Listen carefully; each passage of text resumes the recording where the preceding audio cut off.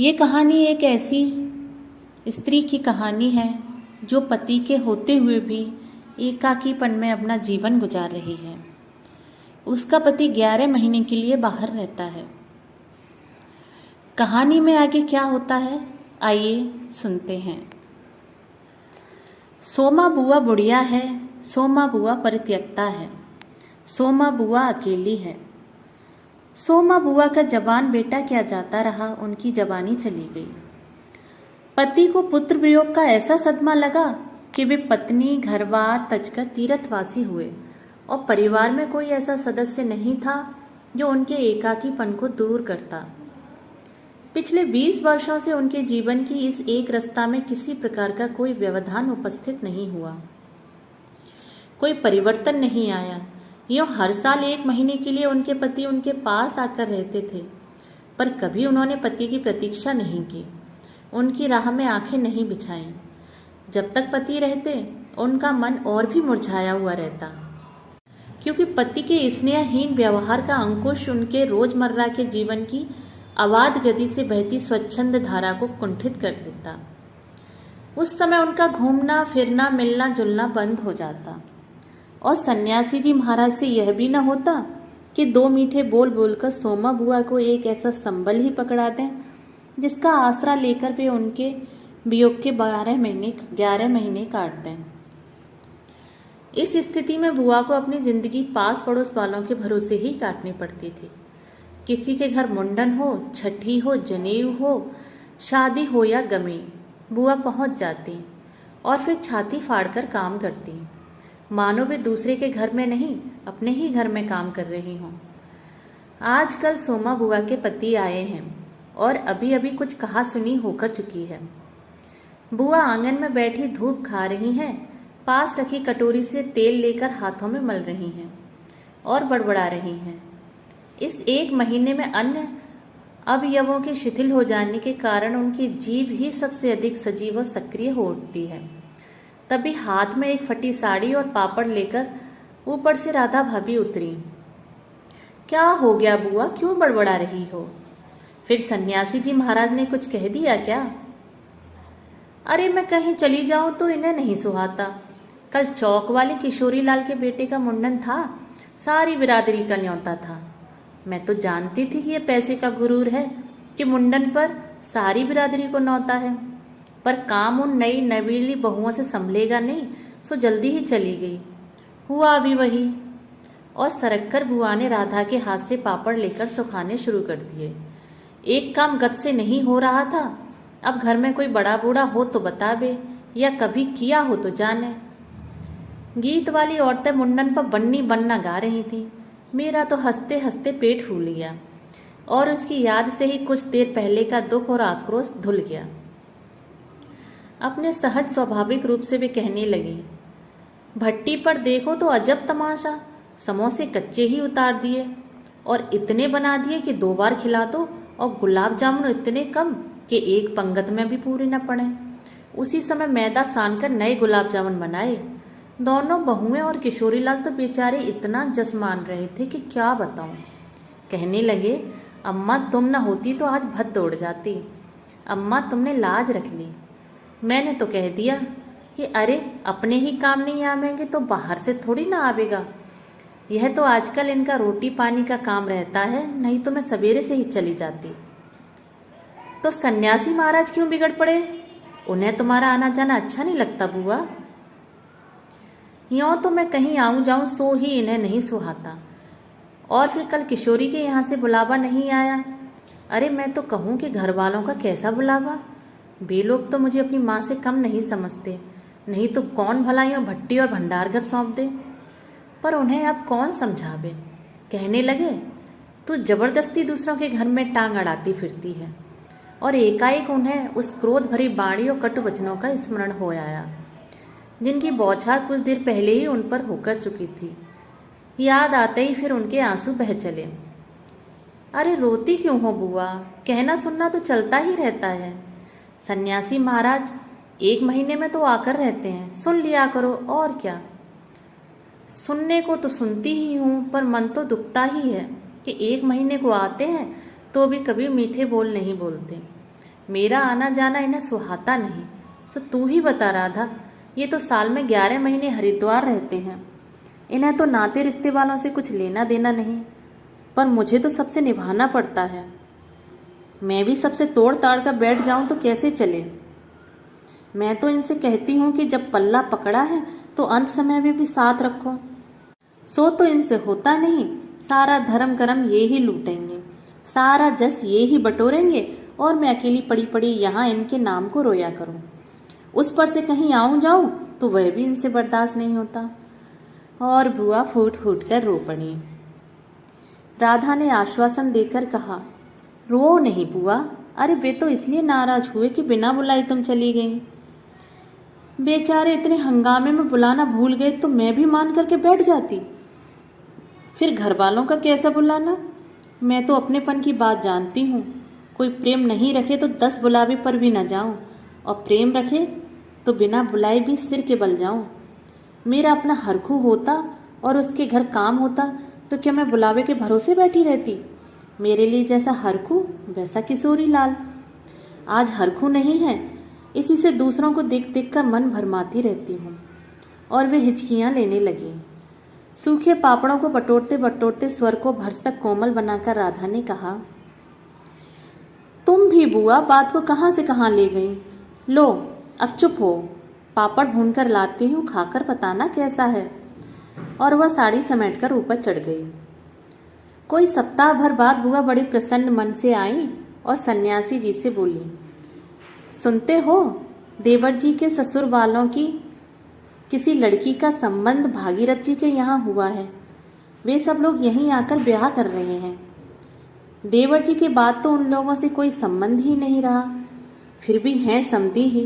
वे तो तुमको भी बुलाए बिना नहीं मानेंगे, समधी को तो आखिर कैसे छोड़ सकते हैं। और बुआ पुलकित होकर हंस पड़ी। सन्यासी जी की मौन उपेक्षा से उनके मन को ठेस पहुंची, फिर भी वे प्रसन्न थी। इधर उधर जाकर वे इस विवाह की प्रगति की खबरें लाती। आखिर एक दिन वे यह भी सुनाई कि उनके समधी आ गए, जोर शोर से तैयारियां हो रही हैं, सारी बिरादरी को दावत दी जाएगी, खूब रौनक होने वाली है, दोनों ही पैसे वाले ठहरे। क्या जाने हमारे घर तो बुलावा आएगा या नहीं। देवर जी को मरे 25 बरस हो गए, उसके बाद से तो कोई संबंध ही नहीं रखा। रखे भी कौन, यह काम तो मर्दों का होता है। मैं तो मर्द वाली होकर भी बेमर्द की हूँ। और एक ठंडी सांस उनके दिल से निकल गई। अरे वाह बुआ, तुम्हारा नाम कैसे नहीं हो सकता। तुम तो समधिन ठहरी, संबंध में न रहे कोई रिश्ता थोड़ा ही टूट जाता है। दाल पीसती हुई घर की बड़ी बहू बोली, हे बुआ, नाम है, मैं तो सारी लिस्ट देख कर आई हूँ। विधवा ननद बोली। बैठे ही बैठे एकदम आगे सरक कर बुआ ने बड़े उत्साह से पूछा, तू अपनी आंखों से देखकर आई है नाम? नाम तो होना चाहिए, पर मैंने सोचा कि क्या जाने आजकल की फैशन में पुराने संबंधियों को बुलाना हो न हो। और बुआ बिना 2 पल भी रुके वहां से चली पड़ी। अपने घर जाकर सीधे राधा भाभी के कमरे में चढ़ी। क्यों री राधा, तू तो जानती है कि नए फैशन में लड़की की शादी में क्या दिया जावे है। समधियों का मामला ठहरा, सो भी पैसे वाले। खाली हाथ जाऊंगी तो अच्छा नहीं लगेगा। मैं तो पुराने जमाने की ठहरी, तू ही बता दे क्या दूं। अब कुछ बनने का समय तो रहा नहीं, 2 दिन बाकी हैं, सो कुछ बना बनाया ही खरीद लाना। क्या देना चाहती हो अम्मा, जेवर, कपड़ा या श्रृंगारदान या कोई चांदी की चीजें? मैं तो कुछ भी नहीं समझू रही, जो कुछ पास है तुझे लाकर दे देती हूँ, जो तू ठीक समझे ले आना, बस भद्द नहीं उड़नी चाहिए। अच्छा देखो पहले के रुपए कितने हैं। और वे डगमगाते कदमों से नीचे आईं। 2-3 कपड़ों की गठरियां हटाकर एक छोटा सा बक्स निकाला, बड़े जतन से उसे खोला। उसमें 7 रुपए कुछ रेजगारी पड़ी थी और एक अंगूठी। बुआ का अनुमान था कि रुपए कुछ ज्यादा होंगे, पर जब 7 रुपए ही निकले तो सोच में पड़ गई। रईस समधियों के घर में इतने से रुपए से तो बिंदी भी न लगेगी। उनकी नजर अंगूठी पर गई। यह उनके मृत पुत्र की एकमात्र निशानी उनके पास रह गई थी। बड़े बड़े आर्थिक संकटों के समय भी वे उस अंगूठी का मोह नहीं छोड़ सकी थी। आज भी एक बार उसे उठाते समय उनका दिल धड़क गया। फिर भी उन्होंने 5 रुपए वह अंगूठी आंचल में बांध ली, बक्स को बंद किया और फिर ऊपर चली।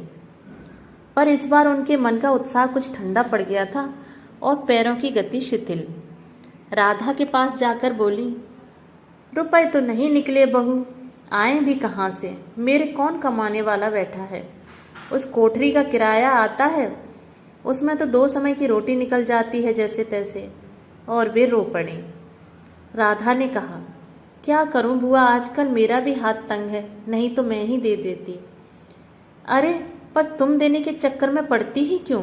आजकल तो लेने देने का रिवाज ही उठ गया। नहीं रे राधा, समधियों का मामला ठहरा। 25 बरस हो गए तो भी वे नहीं भूले और मैं खाली हाथ जाऊं? नहीं नहीं, इससे तो ना जाऊं सो ही अच्छा। तो जाओ ही मत, चलो छुट्टी हुई। इतने लोगों में किसे पता लगेगा कि आई या नहीं? राधा ने सारी समस्या का सीधा हल बताते हुए कहा। बड़ा बुरा मानेंगे, सारे शहर के लोग जामेंगे और मैं समधिन होकर नहीं जाऊंगी तो यही समझेंगे कि देवर जी मरे तो संबंध भी तोड़ लिया। नहीं नहीं, तो यह अंगूठी ही बेच दे।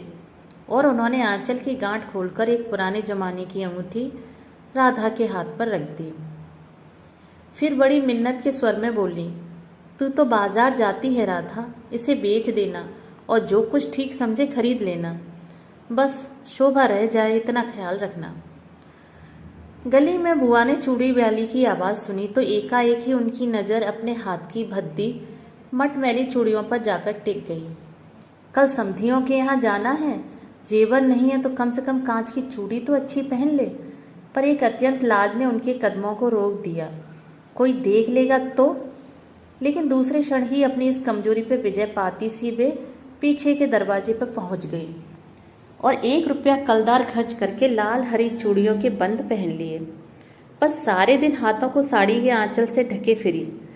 शाम को राधा भाभी ने बुआ को चांदी की एक सिंदूर दानी, एक साड़ी और एक ब्लाउज का कपड़ा लाकर दे दिया। सब कुछ देख पाकर बुआ बड़ी प्रसन्न हुई और यह सोच सोचकर कि जब भी ये सब दे देंगी तो उनकी समधिन पुरानी बातों की दुहाई दे देकर उनकी मिलनसारिता की कितनी प्रशंसा करेंगी, उनका मन पुलकित होने लगा। अंगूठी बेचने का गम भी जाता रहा। पास वाले बनिए के यहाँ से एक आने का पीला रंग लाकर रात में उन्होंने साड़ी रंगी। शादी में सफेद साड़ी पहनकर जाना क्या अच्छा लगेगा? रात में सोई तो मन कल की ओर दौड़ रहा था। दूसरे दिन 9 बजते बजते खाने का काम समाप्त कर डाला। अपनी रंगी हुई साड़ी देखी तो कुछ जची नहीं। फिर ऊपर राधा के पास पहुंची। क्यों राधा, तू तो रंगी साड़ी पहनती है तो बड़ी आब रहती है, चमक रहती है।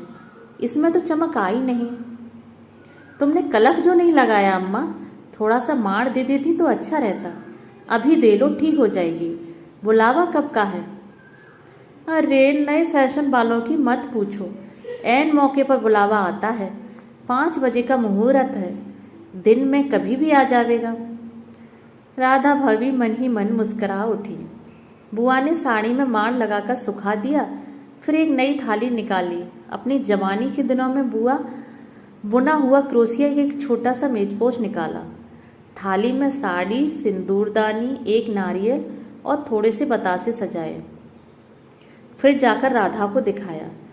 सन्यासी महाराज सवेरे से इस आयोजन को देख रहे थे और उन्होंने कल से लेकर आज तक कोई 25 बार चेतावनी दे दी थी कि यदि कोई बुलाने ना आए तो चली मत जाना, नहीं तो ठीक नहीं होगा। हर बार बुआ ने बड़े ही विश्वास के साथ कहा, मुझे क्या बावली समझ रखा है जो बिन बुलाए चली जाऊंगी?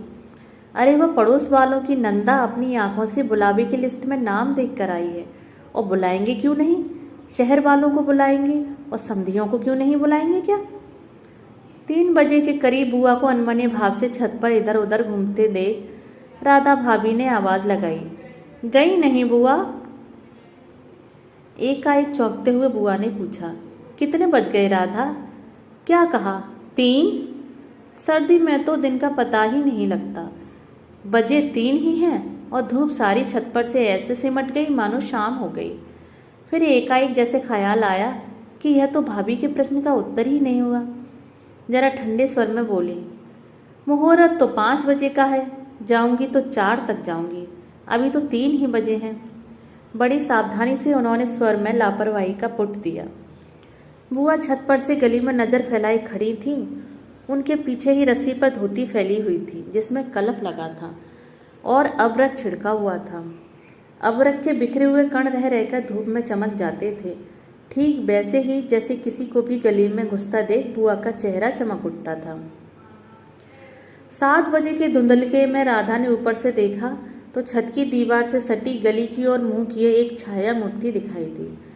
उसका मन भर आया। बिना कुछ पूछे इतना ही कहा, बुआ सर्दी में खड़ी खड़ी यहाँ क्या कर रही हो? आज खाना नहीं बनेगा क्या? 7 तो बज गए। जैसे एकाएक नींद से जागते हुए बुआ ने पूछा, क्या कहा? 7 बज गए? फिर जैसे अपने से ही बोलते हुए पूछा, पर 7 कैसे बज सकते हैं? मुहूर्त तो 5 बजे का था। और फिर एकाएक ही सारी स्थिति को समझते हुए स्वर को भरसक संयत बनाकर बोली, अरे खाने का क्या है, अभी बना लूंगी। 2 जनों का तो खाना है, क्या खाना और क्या पकाना। फिर उन्होंने सूखी साड़ी को उतारा, नीचे जाकर अच्छी तरह उसकी तह की, धीरे धीरे हाथों की चूड़ियां खोली, थाली में सजाया हुआ सारा सामान उठाया और सारी चीजें बड़े जतन से अपने एकमात्र संदूक में रख दी और फिर बड़े ही बुझे दिल से अंगीठी जलाने लगी।